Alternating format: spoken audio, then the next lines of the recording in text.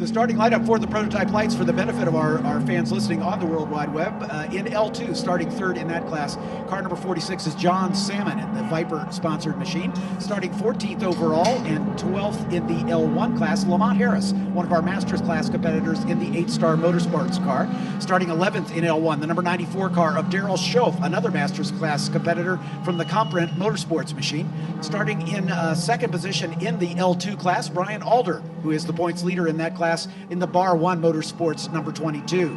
Starting 10th in the L1 category, car number 31, Michael Klemecki, a Masters class competitor for Eurosport Racing. Starting on the pole of the L2 class, 10th overall, car number 62, Todd Slusher, a Masters class competitor from One Motorsports. Now, the top 9 cars, all from the L1 category. Starting in that 9th position, car number 125, Joel Janko from Performance Tech Moto, as the pace car comes by to complete the first of 2 pace laps. The number 28 car of Don Yount will start in 8th position from Yount Motorsports. He is a Masters class competitor. The Masters class leader coming into this round at Virginia International Raceway is John Farb in the number 77 car for One Motorsports.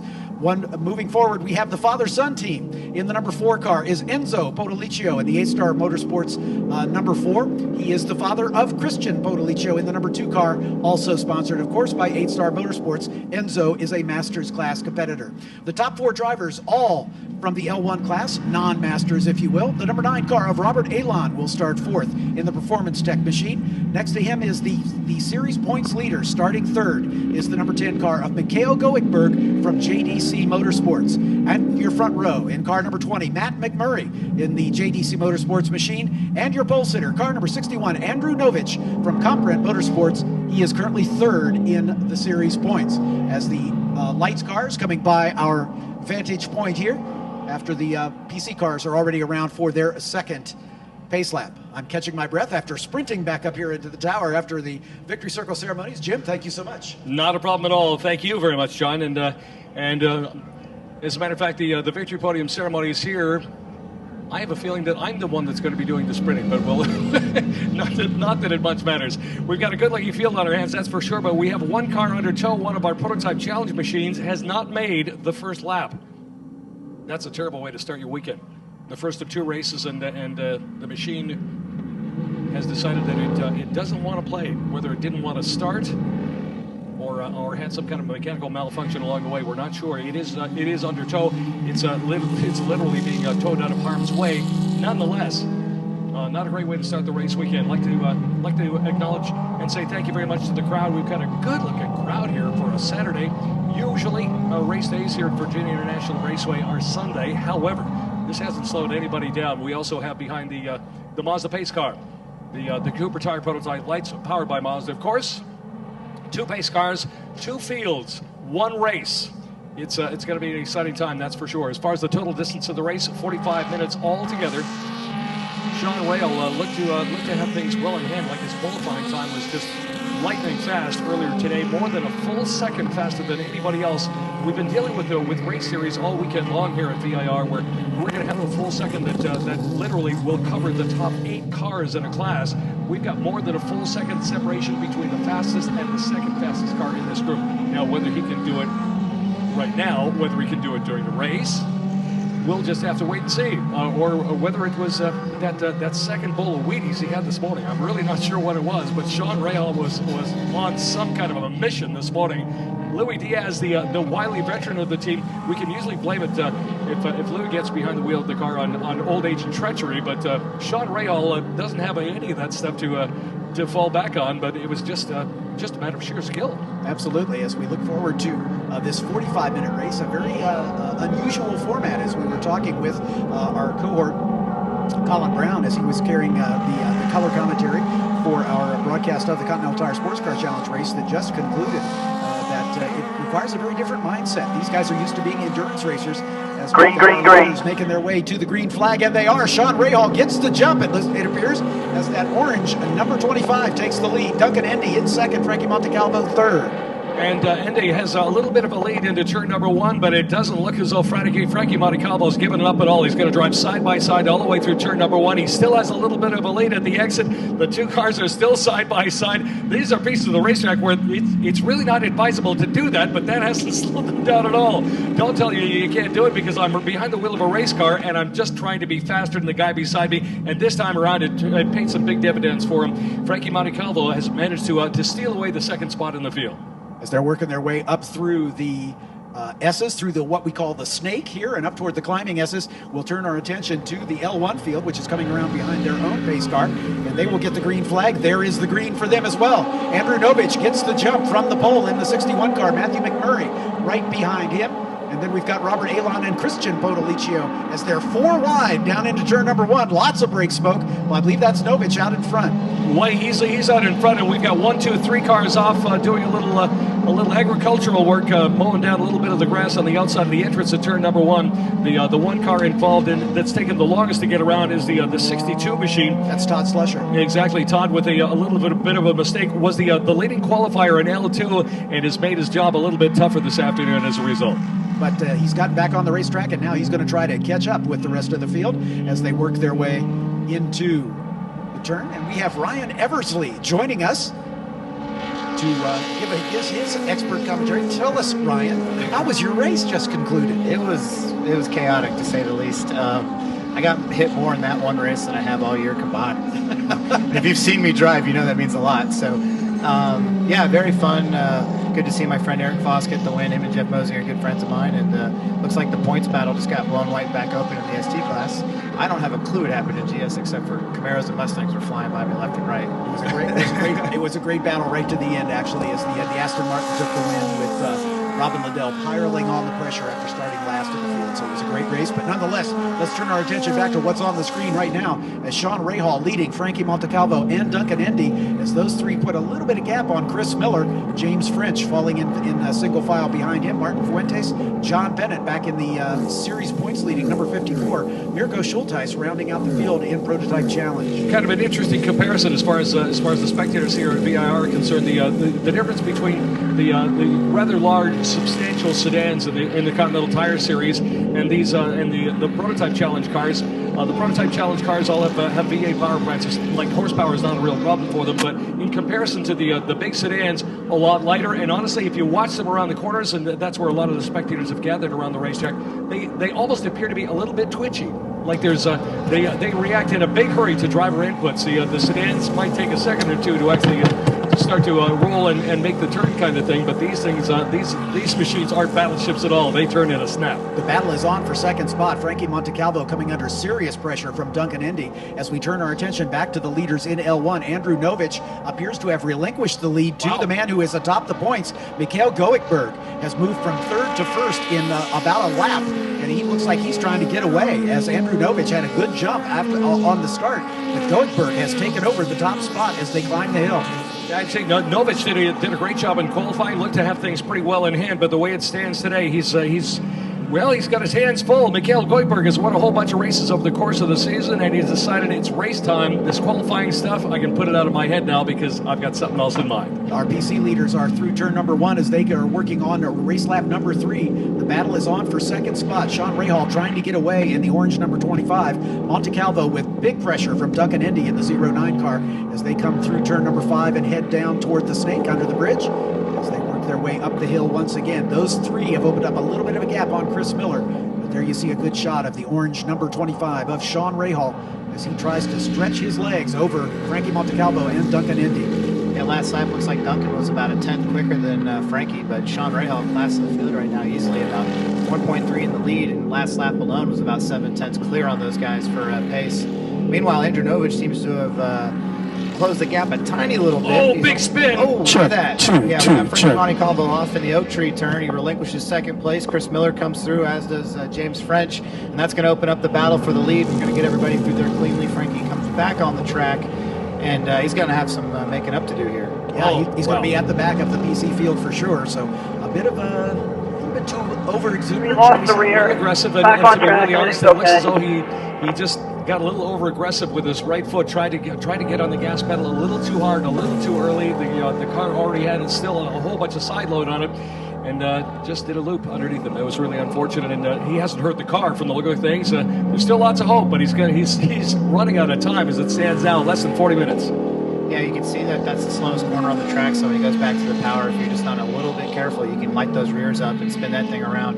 And one of the things we talked about yesterday, Duncan Indy had informed us that the engine on the back of that's very heavy for that chassis, so it doesn't like to be trail brake, and it also doesn't like to have the power put on while you still have a lot of steering input. So you kind of have to wait till the thing's straight. A corner like Oak Tree, which is very tight, very slow, you have to be careful, and as we saw right there, it can result in spin. Speaking of Oak Tree, we have the lead battle on screen right now for the L1 category. Mikhail Goikhberg, the series points leader, looking to perhaps clinch this weekend with Andrew Novich about 10 car lengths back. As they climb the hill to the top of the hill, there is Goikhberg in the blue number 10. We go back to the PC battle with Sean Rahal stretching his lead now over Duncan Indy. Indy putting the pressure on Frankie Montecalvo, which may have caused his spin. Frankie was maybe being a little too aggressive with that big 6.2 liter Chevy V8 in the back of that car. Broke the wheels loose. As Sean Rahal's clean and smooth down through that very same corner at Oak Tree, and he climbs up the hill on the back straightaway. He's doing exactly well. He's putting on a clinic, as he did during qualifying as well. The car was a second faster than everybody else, and it's simply a matter of smooth, clean, tight, knowing exactly where to put the car, using some of the curves as best you can, but on the other hand, not being overly aggressive. None of his driving was really spectacular, but he just got the job done, and he's doing it again today. Exactly. Duncan Indy doing his best to keep up in the 09 car, but Sean Rahal, the class of the field right now, a 1:44.165, a full second faster than Duncan Indy. In fact, anybody else in the field, Frankie Montecalvo, a 1:45.3, as he's kind of trying to recover from his mistake. He'll be able to pick up a couple spots, but it's going to get harder and harder the closer to the front he gets. Yeah, he's going to have his hands full as he starts to come through the field here. He's just a little bit behind Mirko Schulteis, and once he catches up to him, right now he's running about, I'd say a second, 2 seconds a lot faster than him. So he's going to be coming through that field, not more so than he did earlier, because now he's going to have the bit between his teeth. He's running out of time, like you mentioned, and he knows he's in a fast car. He was able to run close to the front. Meanwhile, Duncan Indy doing a great job. He's right there, 44.2 to a 44.1 from Sean Rahal. That's probably the best lap we've seen out of Duncan. I almost wonder if Sean's not trying to take it easy, but they're both cranking out the best laps they've done in the last 4. Goikhberg and Novich continuing to battle for the lead in L1. If anything, it looks like Novich is a little bit closer. His last lap was, they turned virtually identical lap times to within 4 1/1000ths of a second. So in theory, at least, he shouldn't be that much closer, but he does appear to be reeling in the series points leader right now as we go back to our overall leader in the Prototype Challenge class through the Oak Tree turn. Gets the power down smoothly. A little bit of puff of smoke, as I think he may have dragged the undercarriage on the curbing as he came off. He's got to be careful not to do that too much. He might knock something loose there. It's one thing to drive the car as fast as you dare. If you start making it lighter by having bits and pieces fall off it, I imagine the crew chief would have words with you at the end of the day. Of course, Sean Rahal with the 8-Star Motorsports is the Potoliccio family, the scion of that, the 09 car of Duncan Indy, doing his best to keep up, but he's already 3 seconds back after just 4 laps of this 45-minute race. The number 9 car next on our screen is the machine of Robert Elon, who is third in the L1 category right now. Kind of a lonely third at the moment because he's about 4 seconds back of Goikhberg and Novich, battling for first and second in L1. Robert Allen, as a matter of fact, has had an okay year. He sits 4th in the points, and although Goikhberg has enough of a points lead, like 50 points or so, that he really is going to be unheated as far as trying to keep him away for that big trophy at the end of the season. On the other hand, Robert Allen, with a nice result here, he only needs a couple of points more than a few people. He might end up with a second or third in the championship, which would really make his entire season worthwhile. Yeah, basically Goikhberg's goal is to, if he can, after this race, have at least a 60-point margin over Christian Potoliccio, and that would seal his second consecutive championship, because with only 20 points on offer for each race and with 3 races remaining, obviously, if he has a 61-point margin it will be unassailable no matter what he does in the final 3 races. Yeah, if he decides to retire, he can still have a championship trophy. Exactly right. Not bad. Sean Rahall's the man who's looking to retire right now. He's already caught up with the back of the lights field. This is a bit surprising, as we didn't expect them to catch them quite this quickly. Pretty dandy battle at the back of the PC field right now. It's Frankie Montecalvo. He's just caught up to the back of Mirko Schulteis. Mirko's last lap was a 50.5, which is about 4 seconds off his best. So he must have had a bit of an issue to let Frankie catch up so quick. And I tell you what, there's also a great battle breaking out right now between the number 7 Star Wars entry of Martin Fuentes and John Bennett. They've been kind of going back and forth here. Looks like Martin's getting a little defensive. He's going to drive down the middle of the road, and John's trying to set him up for the outside there, but that's actually going to set him up for the inside to the next corner, but Martin's having none of it, closes the door, and now they're single file again down through Hogpen. Martin Fuentes being a little defensive with the number 7 car, as John Bennett in the 54. They are the series points leaders in Prototype Challenge with Colin Brown, who was kind enough to comment with us in the race just concluded for the Continental Tire Sports Car Challenge. Colin Brown's co-driver doing a great job here, holding off the challenge from Mirko Schulteis. Yeah, meanwhile, in the Lights 1 division, Andrew Novich is all over the back of Wolfberg, who's our points leader, and he's going to have a good draft on this back straightaway. One thing I've noticed about Andrew, just watching these last few laps as he pulls the tearaway off his helmet, is that he's been really diving hard on the into the corners. It's all about the entry speed. Mikhail's been a little bit better coming out. One of those places that he was doing it was into this corner right here, so we'll see if he can make it work for him as they head up into the top of the roller coaster. These are probably momentum cars more than the Prototype Challenge cars, I would think, wouldn't you say? So yeah, I would think that might not play necessarily in Novich's favor. Yeah, exactly. He's just been a little aggressive. You know, when you catch up to the leader and you're right up this bumper like that, you start to get aggressive. You start to turn in a little early. You start to pop out a little early on the line just to say, hey, I'm right here. And that can sometimes hurt you, but he's also got, solid 35 minutes left, 33 minutes left to make a move on him. Right now, those two need to focus on just getting away from the pack, and then hopefully they can race at the very end. I realize that, we're talking about race drivers and they've got helmets on, and sometimes it interferes with blood flow and those kind of things. but it almost looks as if, honestly, further back in the L1 class, we've got Andrew Novich. He put the car in the pole. He's been very, very quick around here.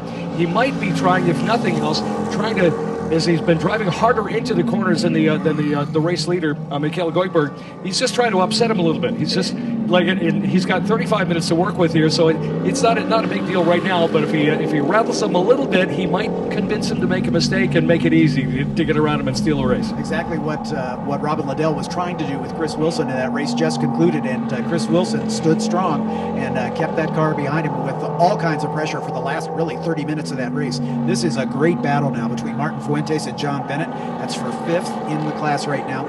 As John Bennett not letting Fuentes get away. Fuentes is being defensive, but I wouldn't say in an aggressive way. Yeah, he's getting wide is what we call it. Yeah, exactly. He's using his mirrors and all the road. That's exactly right. None of which is against the rules. Exactly. But on the other hand, if you watch your mirrors enough and you start weaving back and forth, I think basically the people in race control they'll give you one. Yeah. If you start doing it twice into a corner, well, you're playing games. Absolutely.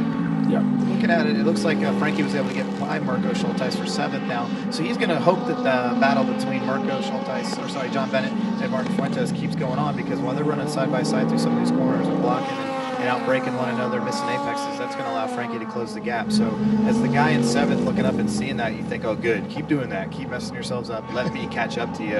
And sometimes those guys battle like that can result in some contact, which is the easiest way to get a spot. Our overall leader just now going by the L2 class leader, Brian Alder in the 22 car in that yellow over blue machine is the leader in L2, running 19th overall, as we get a good view of Sean Rahal in the 25 cars. He continues to open up the lead over Duncan Endy now, almost 5 seconds, 4.7 seconds. Endy in turn has got a huge lead, almost 9 seconds over James French in 3rd. Chris Miller not too far back, a little less than a second. Martin Fuentes and John Bennett, we've been following that battle.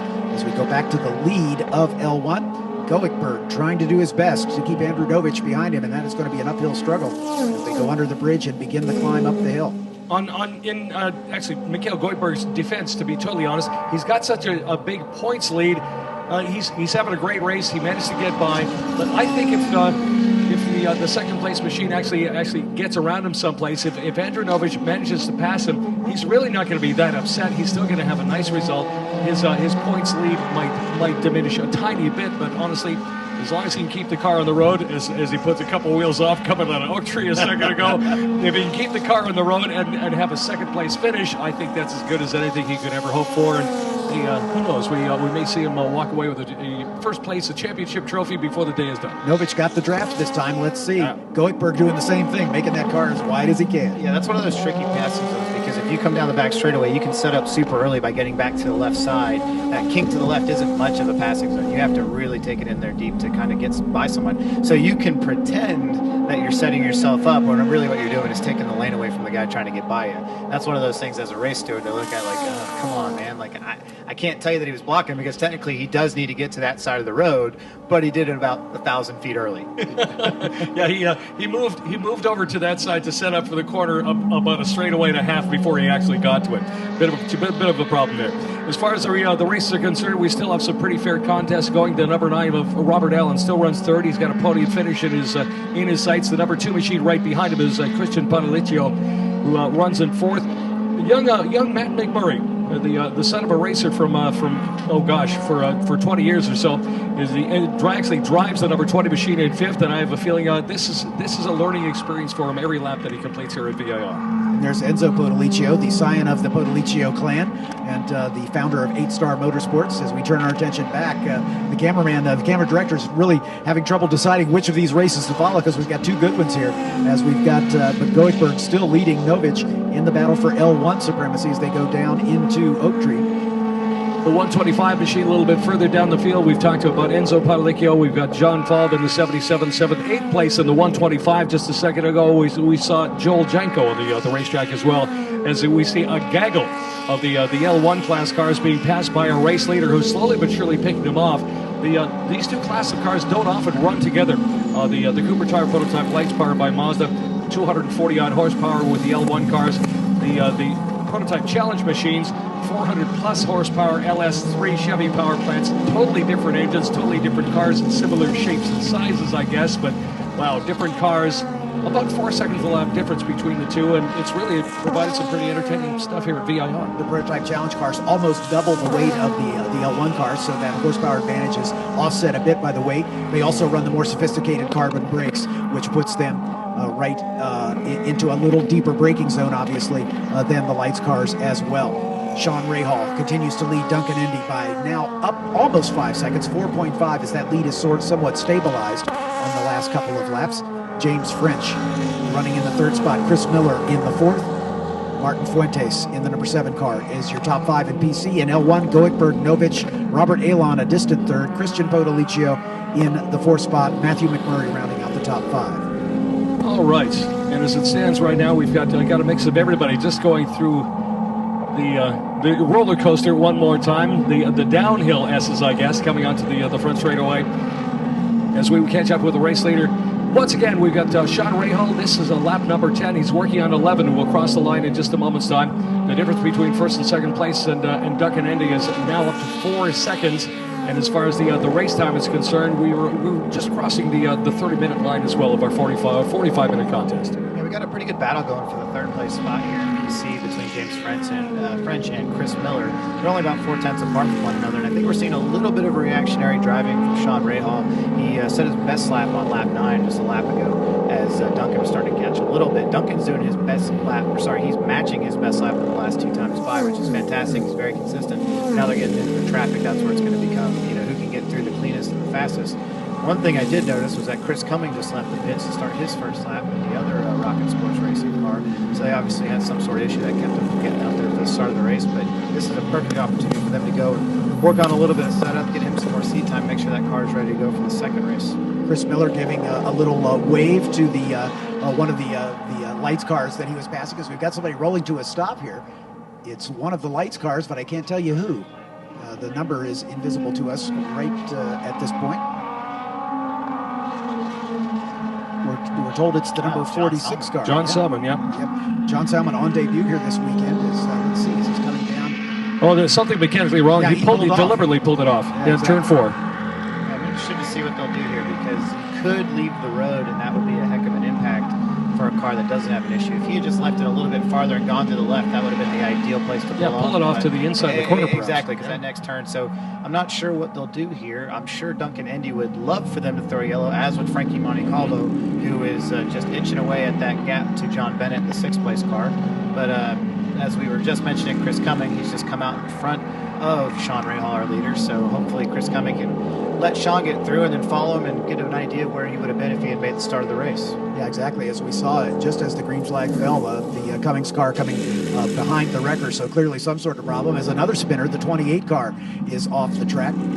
Don Yount. Don Yount, yeah, one of the Masters class competitors in the L1 category, running 9th in that class. And it looked as if he got through turn number 3, saw the car off in the grass, and it distracted him a little bit, and he did a loop. Exactly right. Yeah. Having said that, Chris Cumming not giving the spot to Sean Rahal for the track position, so clearly he wants to go out there and show Sean, hey, look, if I had made the start of this thing, I would have been a factor. See a replay here. Looks like, yep. Oh, he just got a little big commitment there on entry from the 28 car of is it Don Yount? Wow. I want that guy's autograph for making the way into the corner, but definitely needs to work on his exit a little bit. Meanwhile, Sean got through Chris Cumming as they head down the back straight. Now, I'm really interested to see how close Chris can stay to Sean's bumper, because Sean doesn't have any pressure on him. That doesn't mean anything because Chris is so many laps down. But for Tagliani waiting in the wings for the next race, he's watching going, how am I going to stack up against the car that's the class of the field in this particular race? Exactly. If nothing else, it's a great learning situation. If you're going to follow somebody around a racetrack, why not follow the fastest guy in the circuit? Absolutely. And in this case, there's no pressure on him. He knows he's not in the hunt. He knows he's a bunch of laps down. So sometimes you do your best laps when it doesn't matter. As we're coming up on half distance, we're 21 minutes into the 45-minute event. So by the time they come across the stripe next time, as we get a good view of the 08 car. And once again, we have the 28 off the road. This time it's at the top of the roller coaster off the back straightaway. So either he tried to repeat the entry speed that he had in turn 3. He's been just storming into places. Exactly. He might have had some traffic. He definitely came out in a pack of cars there when he regained from the turn 3 incident. Looks like we're going to have a replay here. He's coming down the back straightaway. Online, no issues. Big entry speed like we heard from before. Oh, wow, yeah, really in there, hot, locks to the front, and then just has a lazy trip through the grass. And the grass has been wet all weekend, so it's not hard to loop it around there. But lazy spin, no big deal. But might want to kind of clean out the shorts, take a deep breath, have a sip of some Diet Coke, and get going again here in a minute. Yeah, get the can of Coke out of the cup holder in the cockpit of the car, and have a drink, and just chill. Have a Coke, just smile. Exactly. Have a Coke and smile. Meanwhile, the man smiling big right now is Sean Rahal, as he enjoys almost a 5-second lead over Duncan Indy, and despite the fact that he's been picking his way through traffic, but right at the moment, at least, he's running all by himself down the long uphill back straightaway here at beautiful Virginia International Raceway, as we are now into the second half of this 45-minute race. Duncan Indy hanging in there. He's doing on the last lap at least, because Sean got held up a little bit. Duncan picked up a little time. So. Yeah, exactly right. He's still at a 4.9 back as his teammate Chris Cumming let him go through there, which is a smart move by his point. In fact, Chris Cumming dropped back enough that he might have an issue that resulted in him not starting the session in the first place. But one thing I noticed is that Frankie Montecalvo is now only about 5-6 tenths behind the battle for 5th with Martin Fuentes and John Bennett. So he's open to get himself up into the top 5, and hopefully those two are still having a great battle now. They can make it a 3-way. Okay, at the halfway mark as it stands right now, we have Sean Rahal, our race leader, with a 25 machine. The 09 machine runs in second place. Duncan Indy doing the very best he can to keep up. Unfortunately, it's left him thus far about 6 seconds behind the race leader. James French in the 38 runs in third place overall. Fourth is the 85, Chris Miller. The 7 machine, Martin Fuentes, runs in fifth place in the top half dozen. We've got John Bennett in the current race point, the season points leading. Number 54 car, keeping his nose clean, making sure the car is going to be 100% for the second race tomorrow, but not really challenging for the race leadership. And Frankie Montecalvo in the 52 car has actually taken over that 6th spot when last we looked. In L1 at the halfway mark, we've got Mikhail Goldberg, who leads the points and is in the running for a championship any day now, honestly. The number 10 machine runs in 9th place overall, first in class. Robert Allen is up to 2nd place in the number 9. He's had a very, very good race today.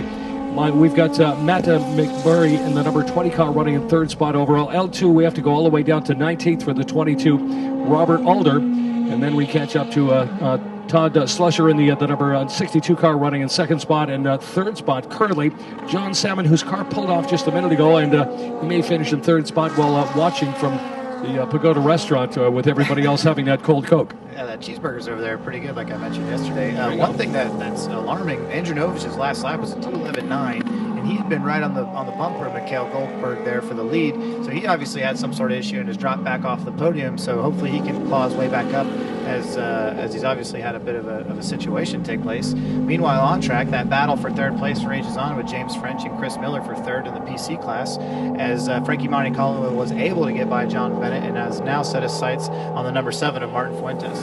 Christian Potolicchio is the driver who has the opportunity to deny Mikhail Goikhberg the clinch of the season championship if he's able to move up a couple more spots. But as they run right now, by my unofficial math, Goikhberg could clinch if the race finishes in this order. But we're only halfway through. It's way too early to start prognosticating about whether that's going to happen or not, as we're getting another great view of this battle between James French and Chris Miller.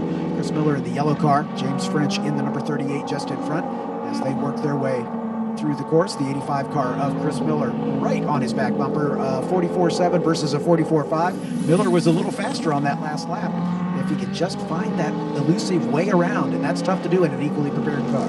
And if they come by your piece of the racetrack, or we see them on the TV screen, literally, if we say 0.2 of a second is the difference between these two cars, that looks like, in my perception anyway, one car length.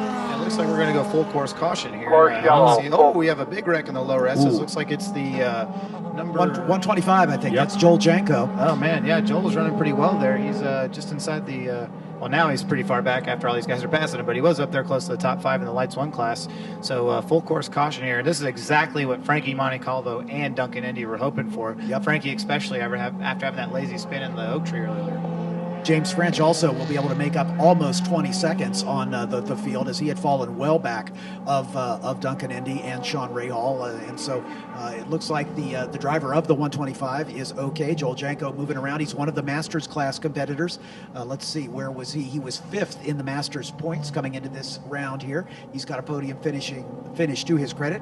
As the safety crew, the IMSA safety crew, Johnny on the spot, as they'll talk to Joel, make sure that he's okay. But it looks like he's deranged the rear end of the car pretty substantially with a bump into the tires, and that's in the first S's, not in the climbing S's. Yeah, that's the lower S's. It's really, really easy to get on that curb on the left side, and when you come off, the car compresses and shoves to the right pretty hard.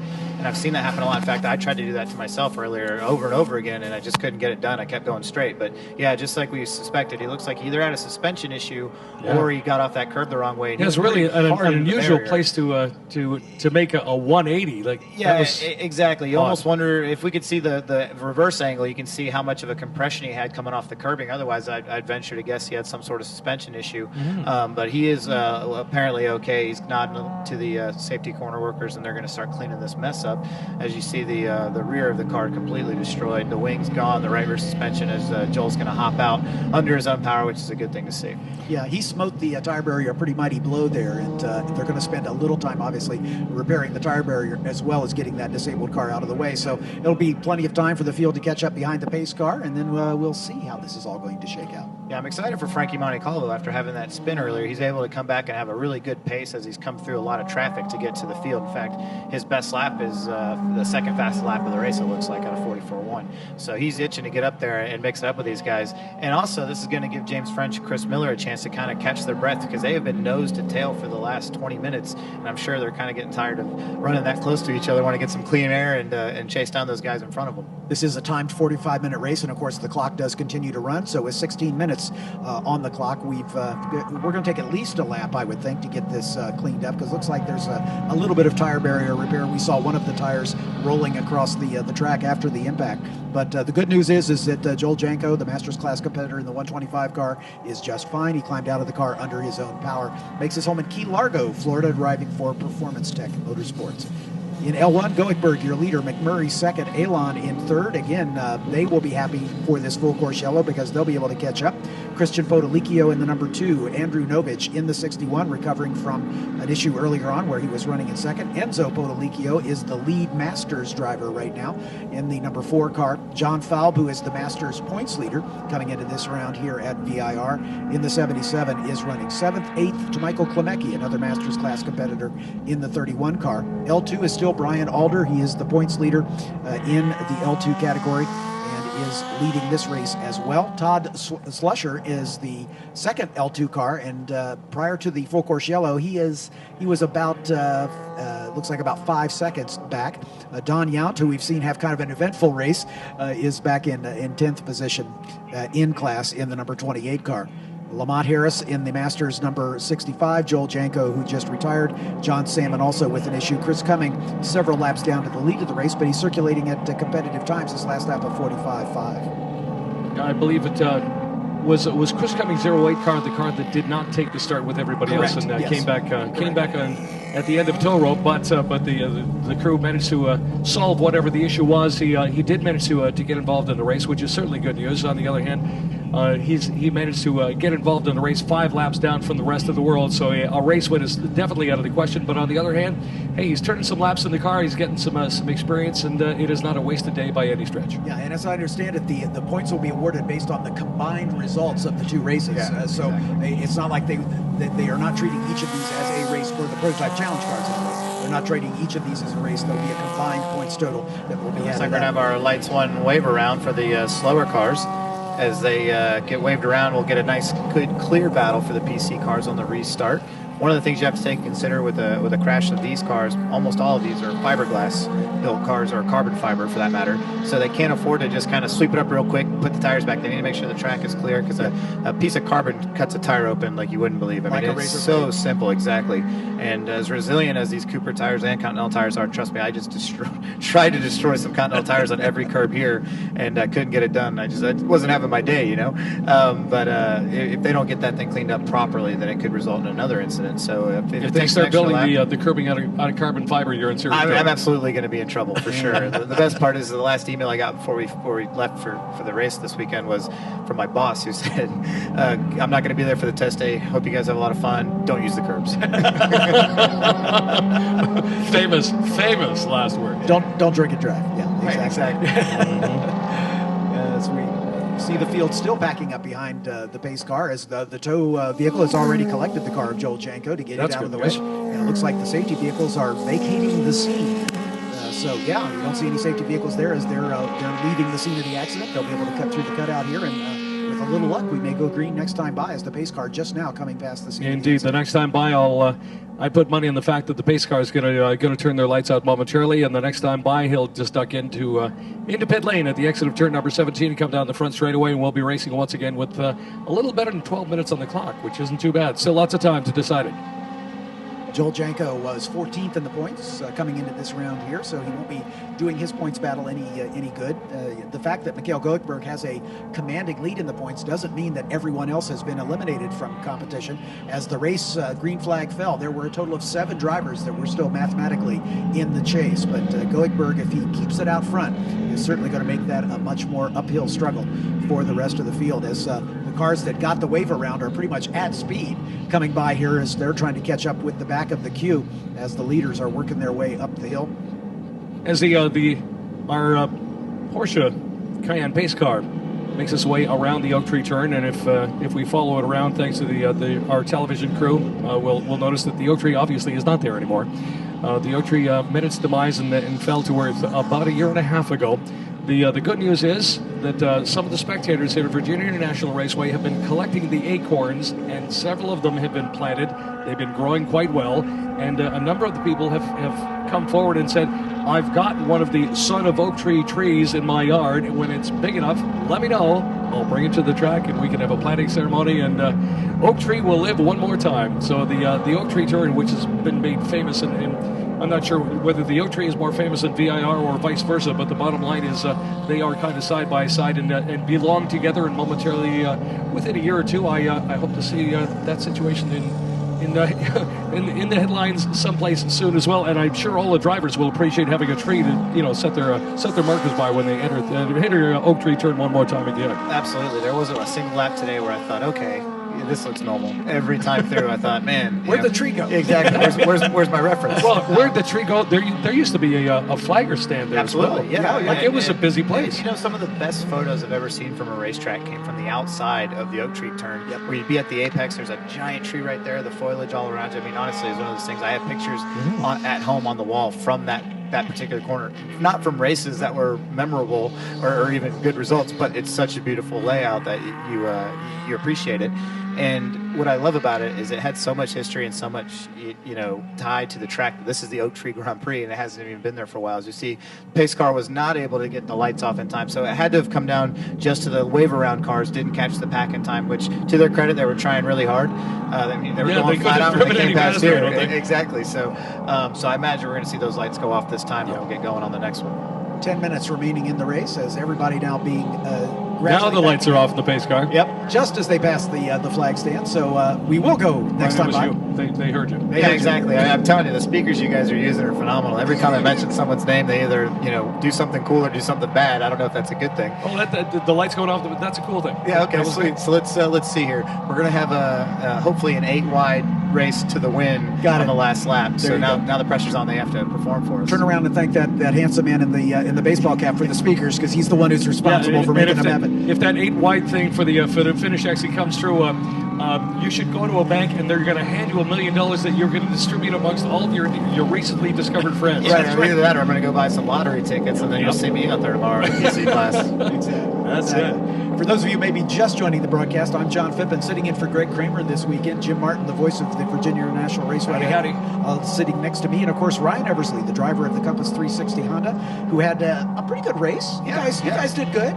Started 10th, got right up there in the thick of it. Yeah, Kyle was able to get up to third at the start of the race, and honestly, this is one of those tracks that really hurts the tires over a long run, and this is one of the longest runs we've had all season long. We didn't have a single yellow my entire stint. Went back to green, and that was it. In fact, we did a green flag pit stop, so I came out of the pits and just had to hammer down for about an hour and a half, which is great because it lets you actually race and battle, and sometimes guys will be in a good car, but they're not driving as well as they should be. Sure. You got to deal with that guy every yellow because it lets them catch back up. In this case, we actually got to separate the men from the boys a bit, and myself and Terry Borcheller and a couple others had a great battle for the last 45 minutes. It's one of those things that while it's happening, you're thinking to yourself, like, God, I hope I can hang on, or man, I hope I catch these guys, but then 2 weeks from now, they're like, man, that was awesome. in hindsight, that was pretty cool. Exactly. As far as hindsight, pretty cool. Making some memories and making people's lives a little bit better, taking a little bit of a load off the Children's Tumor Foundation.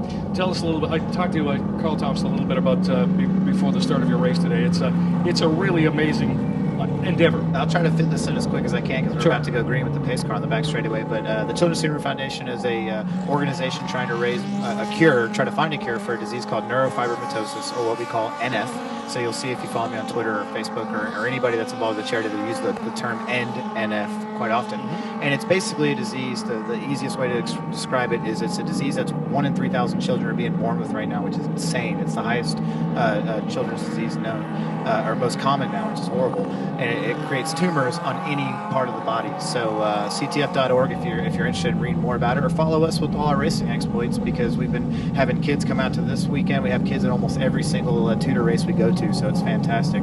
Looks like the pace car is in, and we're going to stand by for the green here. Sean Rahal bringing him down the front straightaway really slowly. I would be going a little quicker myself, but he's trying to bottle up the whole pack. And it's working pretty well. We're about to go racing at VIR one more time. Here they come down the front straightaway, the green flag, and they're in speed. Sean did a decent job on the start here. He's got about 6 car lengths over Duncan Eddy in second. I'm really looking to see Frankie Montecalvo here trying to make up some spots and redeem himself for that spin he had earlier. Kind of a replay of the start here, but everybody stay in single file as they funnel down into turn number 1. And a bit of argy-bargy, as Calvin Fish would say back there in the Lights 1 division, but it looks like everybody's made it through cleanly as they head down into turn 3 and now into turn 4. Sean Rahal doing what he did on the original start, Jim. Looks like he's trying to get away. Yeah, slowly but surely. He knows how to make it happen. And actually, if I was in any one of those cars, I'd be seeing how close I can stay to this guy's bumper just to see what I can steal, because he's got it down. Awesome. He's just driving the day of his life from the look of things today. Sean Rahal, his best is a 1:43.6. Everybody else behind him is at least half a second behind as far as their best lap, and a lot of them are in the 1:45s, well off the pace. 3 wide back for the L1. Oh, we got a Lights 1 car off and huge bodywork damage as he noses off. It looks like the 31's going to come around there on the outside. That is the 77, the Spring Mountain. I believe that's Todd Slusher. John Falb. John Falb, who is the Masters class leader. Exactly right. Him and Todd Slusher both run with that Spring Mountain group quite a bit, so I saw the stickers and assumed that was my mistake. Looks like he just went wide on the first S, trying to carry it a bit too much speed and ripped the bodywork off. Curious to see if we have a debris caution, because that was a lot of bodywork left on the racetrack back there. Meanwhile, Duncan Indy not messing around on this restart, is all over the back of Sean Rahal as they come down into Hog Pen. And right now, Duncan Indy's best friend on track is his teammate, who's a bunch of laps down, but is the next car in line and will be able to hold up if he so chooses. James French and Chris Miller for that battle for third. I would assume there's some radio transmissions going on right now, like, get wide, Chris. That never happened. I've never heard of such a thing. I don't think they even need the radio transmissions. I have a feeling that he knows exactly where he is just by looking in the mirrors, and we'll get another look at how the bodywork. Yeah, John Fobb getting really lucky there that he didn't catch more air underneath the front of that car and get the thing a bit more airborne. But yeah, he's definitely coming to the pits. The splitter's completely gone. He's basically got a nose box and some wheels on the front of that thing. The chassis is 100%, but all of the bodywork, anything above it, needs to be replaced at the very least. Yeah, this is the first time we're going to see the PC class come back through that area. We'll see if most of that debris ended up in the grass, which is where he was flying through, or if it dragged back onto the racetrack. Sean Rahal about a 4-car length gap now over Duncan Indy. Last lap was only about 2/10 quicker, but he must have had a nice jump on the restart like we saw. Race control's got standing yellows in the corner now, just to let everybody know there might be a little debris that we haven't seen and haven't had the opportunity to do too much about. Yeah, as they come through the climbing S's, you can see the number 10 of Mikhail Goldberg. He just ran over something, went flying through the air. A bunch of dust and grass, but continues on. Hopefully no debris issues, no tire issues as the guys make their way through into the oak tree corner. Goldberg right on the back now of the 8-car Mirko Schulteis. So he's going for the overall, apparently. Yeah, looks like it, yeah, there's Novich right behind him, the man in second spot that Goldberg's been battling in the early part of this. So the yellow played into Novich's hands, too, because if you'll recall, he got shuffled back with a little off course. So he's back up into second where he was in the early running. I was just going to say, two big differences between the two classes of cars. The L1 class machines have half the power of the prototype challenge cars, but have a lot less weight, and you really saw it put to the test at the exit of Oak Tree just a minute ago. As coming through Oak Tree, Mikhail Goldberg in the lighter car was easily able to keep up with the prototype challenge machine and actually gain some ground through the midst of the corner. Right, because once they get on the back straightaway, the extra 200 horsepower of that prototype challenge car allows it to march away. There's Andrew Novich getting a good view of that number 61 car as he is trying to keep with the series points leader, Mikhail Goldberg, who has been almost unbeatable this year. And Matt McMurray is right behind him, and he's not giving him too much room either. There might be a second between those two cars. We've got a three-way battle for first place in L1 between Goldberg, Novich, and McMurray. The cars 1061 and the blue 20 right in behind. Novich must have had a great restart because he came from, I think, P5 to get back right up on the bumper of Goldberg. Hopefully he remembers what caused him to lose that spot earlier and tries to not fall back into the same clutches. He's definitely sliding that car around a lot, though. Seeing a little bit of grass coming out from behind it, so I'm wondering if that's from someone else coming through there. Frankie Montecalvo, I was expecting him to kind of run right up into the top three, and he's kind of stuck right now behind Martin Fuentes in the number 7 Star Wars machine. Yeah, almost a full second behind him, as a matter of fact. So Montecalvo not able to challenge as much as we had expected, I think. Yeah, looking at the lap times, I think these guys must have lost a little bit of tire temp in the under the yellow because they're still about a second to 2 seconds off of their outright lap, and they were cranking them off after we see, wow, Andrew Novich gets really wide, drops some wheels off, trying to give us a heart attack here as he probably got a good run out of there because that was all the road and just a tiny bit more. Hey, but tip of the hat to Goldberg. He is staying right with Mirko Schulteis, who is no slouch by any stretch of the imagination. And, he is right there in ninth place overall as the leader in L1. All with only 2 minutes remaining. We probably won't see the white flag this time, but next time by, as they're down in the hog pen right now. And I don't think, with a 1:45-minute lap time, they're going to get 2 more laps, basically, before we see the white flag. It is a 45-minute timed event. And right at the moment, Sean Rahal with a 3-second lead over Duncan Indy. Yeah, it looks like we're going to see the white flag on the next time by, and now that the tire temps are coming in, Sean Rahal answers with a 44.1 to my critique on the lap time, so he's right back up to pace, only 3 or 4 tenths off of his outright best, and Frankie Montecalvo also getting his tires warmed up. He's only about 2 tenths faster than Martin Fuentes, but he is right on his bumper. They are within 9 tenths of each other, so I mean that's barely a car length at this speed. Chris Miller and James French also right there. Again, those guys are going to have to get out and have a beer after this because they've been hanging out all day long. You think they were going steady.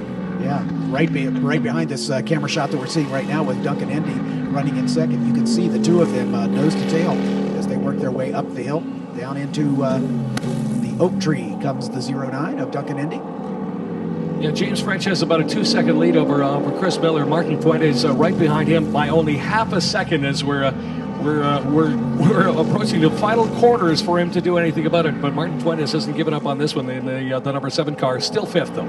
That's a great camera shot as they come up over the hill on the back straightaway and down into the roller coaster for the penultimate time. They'll see the white flag this time by. It's the 25 of Sean Rahal.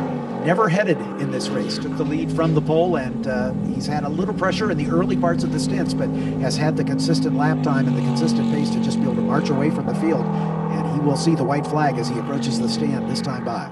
I think Jim's going to find out when he talks to Sean on the podium that white he got flag, a little bit white left flag. in the bag here as he receives the white flag. His last lap, 43.3 out of nowhere, throws down the best lap of the race. His last lap previous, or his fast lap previous to that, was a 43.6, I believe. Meanwhile, everybody else in the field's doing 44s and 45s. So I mean, he's got this thing by the neck. It's his race to lose.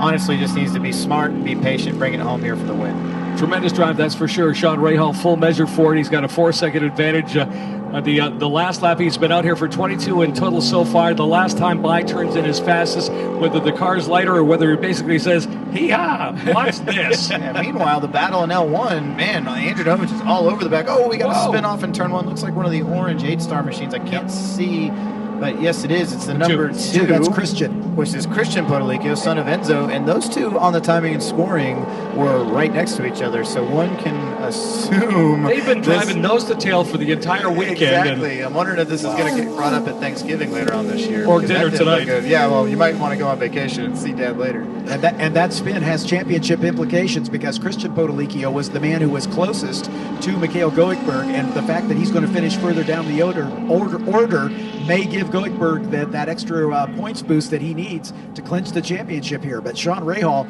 should be clinching a championship, and the way he's driving in the closing laps of this race, he has really been something special here. The top of the roller coaster coming downhill one more time, making it look easy every step of the way. 22 laps in total, working on 23 when he takes the checker in just a few minutes' time. Duncan Henday looked as though he was trying to make a race of it, but Great job, guys. Great job, guys. Sean Rahal, who crosses the start-finish line, puts his hand in the air and says, yes, sir, we're number 1 again with the checkered flag. Yeah, commanding drive by Sean Rahal, including fast race lap on his last lap at a 43.2, lowers it by a 10th, so he definitely wasn't messing around. But over here in lights 1, it's not over yet. Andrew Novich with a good run out of that last corner as they come onto the front straightaway. Does he have enough time, though? I mean, they are inches apart as they come on by the checkered flag here. Just hasn't given up all day long and put up the race of the day so far in L1. 7th win of the season for Mikhail Goikhberg, as he is, if he has not yet clinched, he is much closer to clinching his 2nd consecutive championship in L1. The L2 leader is Brian Alder. He's really not put a wheel wrong all day long, and Alder well out in front of his closest competitor, which would be Todd Slusher, about a 6-second advantage. And after the checker, it looks like we got an issue with Andrew Novich. Meanwhile, the lights 2 battle coming to the start-finish line here. So we'll see how that ends up. But Andrew Novich appeared to be off in, I think, turn 2 or turn 3, and it looked like the left front brake caliper might be on fire. I'm wondering if it's the heat plus the grass just from where he parked. Yep. So I'm not sure if he has an issue that's caused him to stop, like running out of fuel, and that just might be because of the heat from the brakes. But an interesting situation for sure after the checkered flag. Yeah, right there in the last corner. So I'm not quite sure what the deal is with Novich in the 61 car. He is being scored in 2nd spot, so this was on the cool-down lap. Whatever might have happened. So here we see a replay. This is after the checker. It looks like Andrew comes into turn 1, passes Mikhail Goikhberg, and then spins again after the checker, does a complete 360, comes to a stop, and wow, the left front brake immediately bursts into flames. So I'm thinking he's just got the brakes way too hot. Yep. In fact, he probably passed Mikhail Goikhberg into one because his brakes weren't working as well as they should have. We see another replay here as he loops it around. So I think that's one of those deals where he got in too hot down there. The brakes have had enough, which might be the way or reason he lost the spots earlier. Yep. And kind of a strange thing to see. Normally, as soon as you cross the checkered flag, you kind of breathe out of it and lift off. But once again, Sean Rahal with the win here in the PC class. He gets the checker flag as he comes to the pit lane, and I'm sure he's going to be pretty stoked. He lives not too far from here in Mooresville, North Carolina. He's a good friend of mine. I'm glad to see him get the win. Good for him, and he has set the table for his teammate Luis Diaz tomorrow to see if he can do back-to-back wins, and they can close the points gap a little bit to that number 54 car. We'll see how that all shakes out. As just a quick rundown of the order: Sean Rahal, your winner; Duncan Henday finishing 2nd; James French finishing 3rd; then the number 85 5 car of Chris Miller, finishing in the 4th spot. Fuentes takes home the 5th place spot. Montecalvo hung on for a 6th place finish. John Bennett in the series points leading number 54 finished 7th, and the last car of the PC's running was the number 8 of Mirko Schulteis. Mikhail Goikhberg, as we mentioned, winning the L1 class. Andrew Novich finishing 2nd after a sort of bizarre cool-down lap spin. Matthew McMurray takes the 3rd place position. Robert Alon finishes 4th. Enzo Potoliccio has the bragging rights for the family. He'll finish in 5th spot, and the lead Masters driver, Michael Klemecki, will finish in 6th spot. 2nd in Masters, Don Young, despite a couple spins, ends up finishing in 7th spot. Lamont Harris 8th. Christian Potoliccio recovers for a 9th place finish in L1. Daryl Schaff, the last L1 car in the field. Then we got Brian Alder taking the win in L2 in the 22 car. Todd Slusher finishing 2nd in the 2, 3rd to John Salmon. John Falb had the incident, as did Joel Janko, and the Chris Cumming car never really got untracked as they had a problem right from the jump. Yeah, he was able to get out there and get a decent pace on the board. He ran a 44.8, which isn't anything to be ashamed of. It's actually like 5th fastest lap. So I'm sure Tagliani's looking at that, going, "Okay, we got our problem solved. Hopefully, I can get out there tomorrow and reward the boys with a podium finish." You can see the cars being directed into the victory lane, and with that, we will wrap up our broadcast here.